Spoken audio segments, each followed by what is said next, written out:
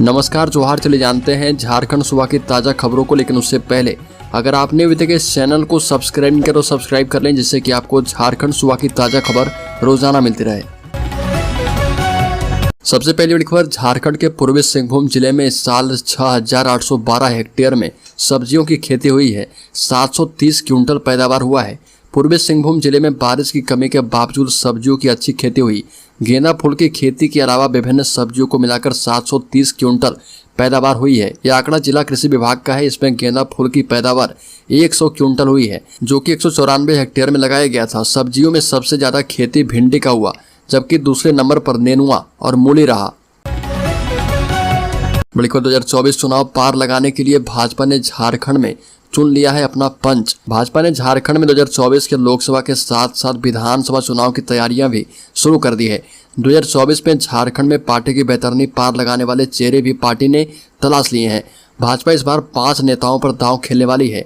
आदिवासी और पिछड़े वोटों को साधने के लिए भाजपा ने अपना पंच चुन लिया है। इन 5 नेताओं में भाजपा के प्रदेश अध्यक्ष बाबूलाल मरांडी, केंद्रीय मंत्री अर्जुन मुंडा, पूर्व सीएम रघुवर दास, केंद्रीय राज्य मंत्री अन्नपूर्णा देवी और भाजपा की राष्ट्रीय मंत्री आशा लकड़ा शामिल है। बाबूलाल मरांडी ने अपने 2 पुराने सहयोगियों के साथ साथ 2 नए चेहरे पर भी दांव खेला है। बड़ी खबर, झारखंड के रांची में जूस सेंटर के मालिक को अपने प्रतिद्वंदी की तरक्की से इतनी ईर्ष्या हुई कि उसने कंपटीटर और उसके स्टाफ की हत्या कर दी। यह घटना रांची के बरियातू के चिरौंदी की है। बता दें कि पुलिस ने इस डबल मर्डर के आरोपी 2 सगे भाइयों और उनके साथी को गिरफ्तार कर लिया है। आरोपियों के पास से एक लोडेड पिस्टल, 14 कारतूस, एक देसी कट्टा, 2 मोबाइल फोन और एक बुलेट बाइक मिली है। घटना को लेकर एसएसपी किशोर कौशल ने बताया कि अशोक कुमार गुप्ता और धर्मेंद्र गुप्ता बिजनेस में कंपटीशन की वजह से मुकेश साव से जलते थे। मुकेश साव का काम अच्छा चल रहा था। 11 अगस्त की रात मुकेश साव और उसका स्टाफ रोहन कुमार जूस की दुकान बंद कर अपने घर जा रहे थे। इसी दौरान बुलेट सवार अशोक कुमार गुप्ता और धर्मेंद्र कुमार गुप्ता ने मुकेश साव और उसके स्टाफ रोहन की गोली मारकर हत्या कर दी। बड़ी खबर, जमीन घोटाला मामले में सीएम हेमंत सोरेन को दोबारा समन 24 अगस्त को एनफोर्समेंट डायरेक्टरेट ने बुलाया है। सुप्रीम कोर्ट जा सकते हैं मुख्यमंत्री हेमंत सोरेन। मुख्यमंत्री हेमंत सोरेन को ईडी ने जमीन घोटाला मामले में दूसरा समन जारी कर दिया है। उन्हें 24 अगस्त को दिन के 11 बजे एजेंसी के रांची जोनल ऑफिस में उपस्थित होने को कहा गया। ईडी ने समन के साथ साथ एक पत्र भी भेजा है, जिसमें ईडी ने मुख्यमंत्री हेमंत सोरेन के द्वारा भेजे गए पत्र में लगाए गए आरोपों पर जवाब दिया। मुख्यमंत्री 14 अगस्त को पहले समन पर नहीं गए थे और उन्होंने एक पत्र ईडी को भेजा था, जिसमें सीएम ने आरोप लगाया था कि केंद्र सरकार के इशारे पर राज्य सरकार को परेशान किया जा रहा। जानकारी के मुताबिक ईडी ने मुख्यमंत्री हेमंत सोरेन के पत्र पर बिंदुवार जवाब दिए हैं। ईडी ने इस बात से इनकार कर दिया है कि एजेंसी राजनीतिक वजहों से उन्हें समन कर रही है। एनफोर्समेंट डायरेक्टरेट ने बताया कि जमीन घोटाले की जांच के दौरान आए तथ्यों के बाद ही उन्हें समन किया गया है। बड़ी खबर, राज्य के पाकुड़ जिले में पागल आदमी ने धारदार हथियार से 3 बच्चों पर किया हमला। 2 की हालत गंभीर, 1 की घटनास्थल पर मौत हो गई। मुफस्सिल थाना क्षेत्र के मानेका पाड़ा गांव में देर रात करीब 11 बजे साहिब शेख ने हंसुआ से 8 वर्षीय अमीना खातून, 6 वर्षीय अब्दुल्ला शेख एवं 12 वर्षीय सुरैया खातून पर हमला कर दिया। इससे अमीना नाम की बच्ची की घटनास्थल पर मौत हो गई, जबकि अब्दुल्ला शेख एवं सुरैया खातून गंभीर रूप से घायल है। उन्हें सदर अस्पताल में प्राथमिक उपचार के बाद बेहतर इलाज के लिए बंगाल रेफर कर दिया गया है। पुलिस आरोपित साहिब शेख को हिरासत में लेकर पूछताछ कर रही है। बड़ी खबर, झारखंड में बाबूलाल मरांडी को बनाए सीएम। भाजपा अगर सत्ता में आई तो युवाओं को मिलेगी नौकरी। निशिकांत दुबे का बड़ा बयान। भाजपा के प्रदेश अध्यक्ष बाबूलाल मरांडी की संकल्प यात्रा के दूसरे दिन गोड्डा विधानसभा के अंतर्गत पत्थरगामा बाजार दुर्गा मंदिर प्रांगण में जनसभा की गई और इसमें बाबूलाल मरांडी ने कहा कि संकल्प यात्रा भोगनाडीह से आरंभ होकर सभी विधानसभा क्षेत्र में जाएगी। साथ ही कहा कि प्रधानमंत्री ने 15 अगस्त को लाल किला से घोषणा की है कि भ्रष्टाचार को समाप्त करना, भ्रष्टाचारियों को जेल भेजना उनका मकसद है। झारखंड को भी वंशवाद, जातिवाद एवं भ्रष्टाचार मुक्त कराने में सहयोग करें। सरकार की सहयोगी पार्टियां कांग्रेस एवं राजद भ्रष्टाचार में लिप्त है और दफ्तरों में बिना पैसे के काम नहीं हो रहा। बड़ी खबर, झारखंड के 510 +2 स्कूलों में जनजातीय क्षेत्रीय भाषाओं के 1033 पीजीटी शिक्षकों की होगी बहाली। झारखंड के सरकारी स्कूलों में मानविकी, क्षेत्रीय और जनजातीय भाषाओं की पढ़ाई जल्द शुरू करने को लेकर स्कूली शिक्षा एवं साक्षरता विभाग ने तैयारियां शुरू कर दी है। राज्य के सभी 510 +2 स्कूलों में इन भाषाओं की पढ़ाई शुरू करने के लिए सबसे पहले शिक्षकों की नियुक्ति की प्रक्रिया शुरू होगी।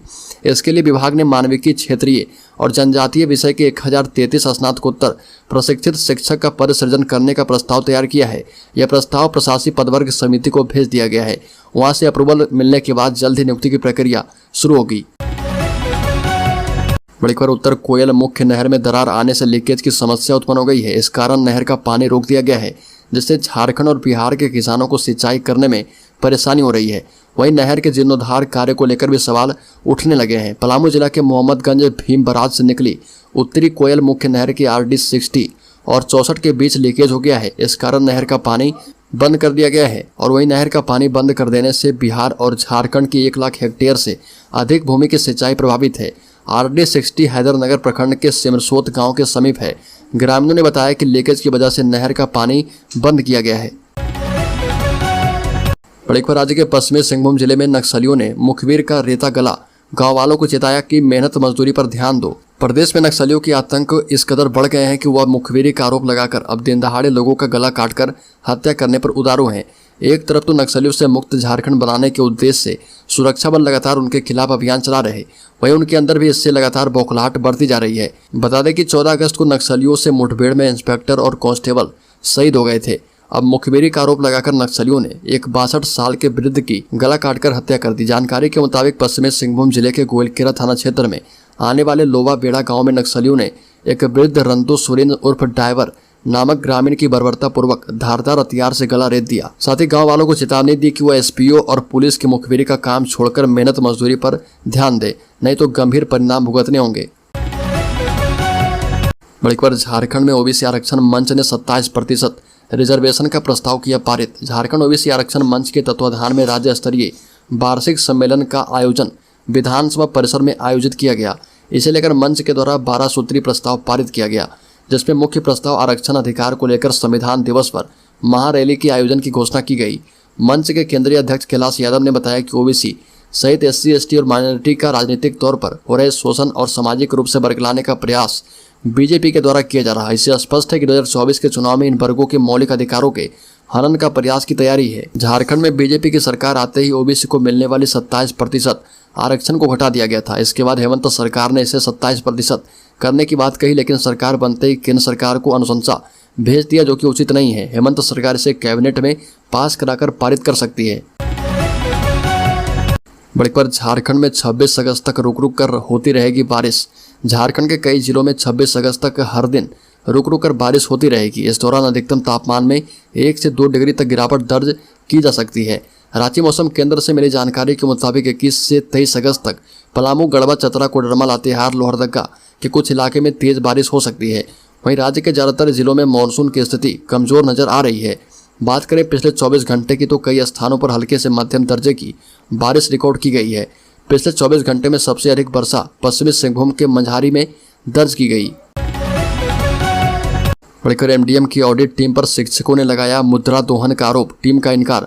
पूर्वी सिंहभूम के गालूडे स्थित BRC में 19 और 21 अगस्त को प्रखंड के 116 प्राथमिक और मध्य विद्यालयों में संचालित मध्याह्न भोजन का ऑडिट निर्धारित किया गया। इसका आदेश जिला शिक्षा अधीक्षक ने पत्र जारी कर किया है। जिला से ऑडिट टीम गालूडी BRC पहुंची और सूचना मिलते ही झारखंड प्राथमिक शिक्षक संघ के प्रमंडल अध्यक्ष उत्तम दास के नेतृत्व में काफी संख्या में शिक्षक पहुंचे थे और इन लोगों ने दोबारा ऑडिट का विरोध करते हुए बहिष्कार कर दिया। शिक्षकों का कहना था कि फरवरी 2023 में MDM का ऑडिट हो चुका है, फिर अब दोबारा क्यों रहा। शिक्षकों ने ऑडिट टीम पर मुद्रा दोहन का भी आरोप लगाया और इससे ऑडिट टीम ने साफ इनकार कर दिया। बड़ी खबर, राज्य में अमीन बहाली प्रक्रिया जल्द शुरू करने की मांग। झारखंड प्रशिक्षित अमीन एसोसिएशन की बैठक मोरहाबादी स्थित ऑक्सीजन पार्क में हुई। इसकी अध्यक्षता झारखंड प्रशिक्षित अमीन एसोसिएशन के केंद्रीय संयोजक अमन तिवारी ने की। बैठक में अमीन बहाली की नियमावली, सिलेबस एवं प्रक्रिया पर चर्चा की गई। सर्वसम्मति से सरकार से जल्द अमीनों की बहाली निकालने की मांग की गई। अमन तिवारी ने कहा कि झारखंड में लंबे समय से अमीन एसोसिएशन अमीन बहाली को लेकर संबंधित विभागों में ज्ञापन के माध्यम से सरकार का ध्यान आकृष्ट करता रहा। हाल के दिनों में सरकार ने इस पर सकारात्मक निर्णय लेते हुए अमीन बहाली की ओर कदम बढ़ाया है। बड़ी खबर, रांची उत्पाद विभाग की बड़ी कार्रवाई, 486 लीटर विदेशी और 1200 लीटर लोकल शराब जब्त, अवैध शराब बनाते 9 लोग गिरफ्तार। रांची उत्पाद विभाग की ओर से अवैध शराब बनाने वालों के खिलाफ बड़ी कार्रवाई की गई। बीते 2 दिनों में रांची जिले के सहायक आयुक्त उत्पाद के निर्देश पर कई इलाके में छापेमारी की गई। इस दौरान लोकल शराब और विदेशी शराब, खाली बोतलें, महुआ, जावा आदि बड़ी मात्रा में जब्त की गई। सहायक आयुक्त उत्पाद के निर्देश पर रांची शहर से सटे इलाके में कार्रवाई की गई है। छापामारी दल में शामिल पंकज कुमार, अवर निरीक्षक उत्पाद ललित सोरेन, अवर निरीक्षक उत्पाद सिपाही एवं होमगार्ड के जवान मौजूद थे। बड़ी खबर राष्ट्रीय अन्वेषण अभिकरण एनआईए ने पिछले साल झारखंड में भाकपा माओवादी के एक ठिकाने से हथियार एवं गोला बारूद जब्त होने से जुड़े एक मामले में एक महिला सहित 16 आरोपियों के खिलाफ एक पूरक आरोप पत्र दाखिल किया है। आतंकरोधी संघीय एजेंसी के प्रवक्ता ने कहा कि भारतीय दंड संहिता की विभिन्न धाराओं, शस्त्र अधिनियम, विस्फोटक पदार्थ अधिनियम, आपराधिक कानून संशोधन अधिनियम और गैर कानूनी गतिविधियां अधिनियम के तहत एक विशेष कोर्ट में पूरक आरोप पत्र दाखिल किया गया है। झारखंड पुलिस ने 18 मई 2022 को 9 आरोपियों के खिलाफ एक आरोप पत्र दाखिल किया था।